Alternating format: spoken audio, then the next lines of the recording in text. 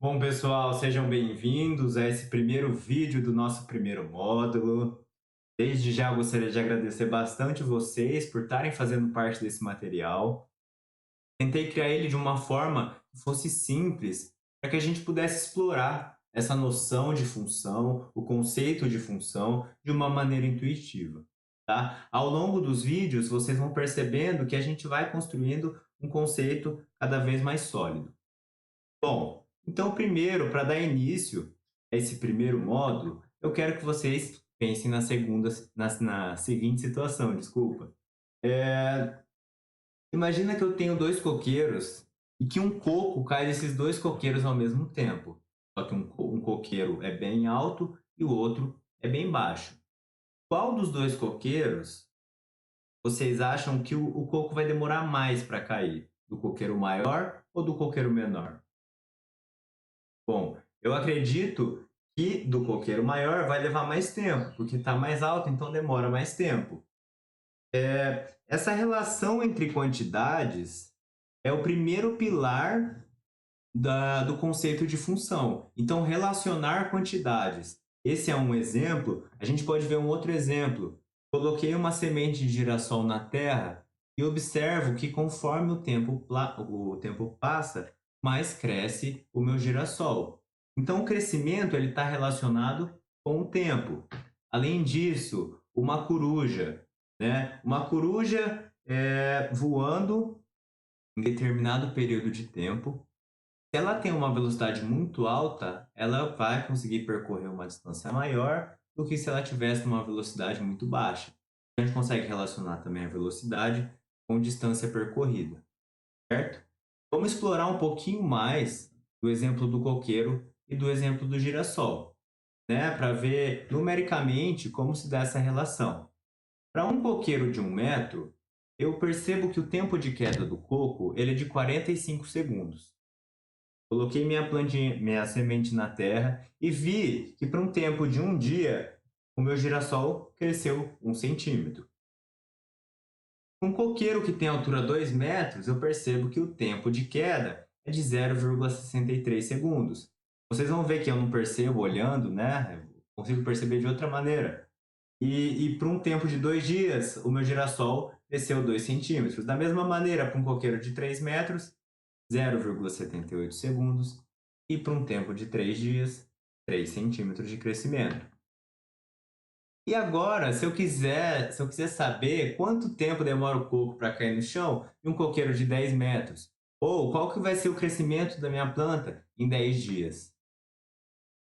O exemplo do coco, ele é um exemplo real. Eu consigo determinar o tempo de queda do coco através dessa equação física que descreve o movimento em queda livre. Então, aqui eu relaciono o tempo com a altura. Então, a gente percebe que o tempo vai depender da altura que o objeto está, o tempo de queda. E se eu quero achar para 10 metros, eu coloco no lugar do A meu valor 10. Bom, coloquei e vou perceber que o tempo ele vai ser igual a raiz quadrada de 20 dividido por 9,8. 9,8 é o valor da aceleração da gravidade. Então, o meu tempo ele vai ser de 2,04 segundos. Então, eu consegui relacionar a altura com o tempo de queda. Da mesma forma, bom, percebo que em um dia cresceu 1 centímetro, em 2 dias cresceu 2 centímetros, em 3, 3. Logicamente, se continuar essa proporcionalidade, em 10 dias ele vai ter crescido 10 centímetros, certo? Então, relacionei essas duas quantidades através de duas equações. E aí, a gente pode falar um pouquinho dessa noção básica de função, que qual é? Uma função ela é uma lei que associa um elemento de um conjunto a um único elemento de outro conjunto. Então, por exemplo, temos dois conjuntos aqui. O primeiro conjunto é a altura, o segundo conjunto é o tempo. E eles se relacionam, há uma relação de dependência, em que o tempo da queda do coco vai depender da altura do coqueiro. Quanto maior a altura, maior o tempo de queda. E essa equação ela pode ser chamada de lei, lei de formação ou lei de associação. Então, aqui eu gostaria que vocês prestassem bastante atenção, que é o quê? A gente precisa, né, de dois conjuntos e de uma lei de formação, certo? A função ela vai ser essa lei que associa um elemento de um conjunto, que pode ser um metro, a um único elemento de outro conjunto, que é o tempo, nesse caso 0,45 segundos. Um outro exemplo que vem de uma área da geografia chamada sismologia, que é o estudo, que é a área de estudo de abalos sísmicos. Aposto que vocês já viram a escala Richter. Essa escala ela tem essas magnitudes, menor que 3 graus, de 3 a 5,9, de 6 a 8,9, e 9 é maior, e os possíveis efeitos. E como é que Richter calculou essa magnitude? Ele relacionou a magnitude com a energia liberada pelo encontro das placas. Então, essa vai ser a lei de associação entre a energia liberada e a magnitude. Por exemplo, se o encontro das placas tectônicas liberou uma energia de 7 vezes 10 a 6,45 kWh, eu vou saber que a magnitude do meu terremoto é de 6,3 graus. E usando a tabela de Richter, vou voltar aqui, a gente consegue perceber alguns possíveis efeitos. Certo? Então aqui a gente tem dois conjuntos também, a energia liberada e a magnitude sendo relacionada por uma lei.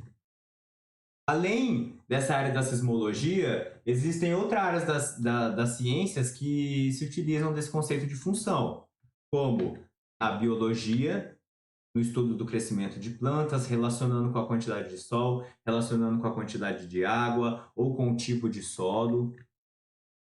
Também tem a economia, no estudo das taxas de juros e também na parte de econometria. Temos a química, na área de soluções, e a física, que vem muito atrelada com o desenvolvimento desse conceito de função, na descrição de movimentos e observação de fenômenos naturais. Então, depois desse panorama geral, né, do conceito de função, eu quero que vocês façam essa primeira tarefa. É uma tarefa simples, só que é uma tarefa que a gente vai conseguir relacionar. Eu quero que vocês representem um esquema. Aí vocês podem fazer um desenho na casa de vocês, pode usar uma caixa de fósforo ou fazer só mental. E uma tabela que vai estar disponível no módulo da aula, quantas cadeiras podem ser acomodadas. Se colocarmos 2 cadeiras em cada mesa e depois se colocarmos 4 cadeiras em cada mesa. Então imagina que a gente tem lá uma mesinha que cabam 2 cadeiras e uma outra mesa que caibam 4 cadeiras. Então a gente vai, utilizando essa tabela, relacionar a quantidade de cadeiras e a quantidade de mesas. Depois de fazer a tabela, aqui está um exemplinho, né? Depois de fazer a tabela, eu quero que vocês respondam essas duas perguntas. De que maneira as quantidades se relacionam e qual é a relação de dependência entre as quantidades? Quem está dependendo de quem? A quantidade de mesas depende da quantidade de cadeiras ou a quantidade de cadeiras depende da quantidade de mesas? E o mesmo eu quero que vocês façam para 4 cadeiras e respondam a mesma pergunta. Boa sorte na tarefa. Se vocês gostarem, deixa um like que vai me ajudar. Se tiver algum comentário ou sugestão, também pode deixar no documento, onde vocês vão estar respondendo essas tarefas. Muito obrigado e tchau!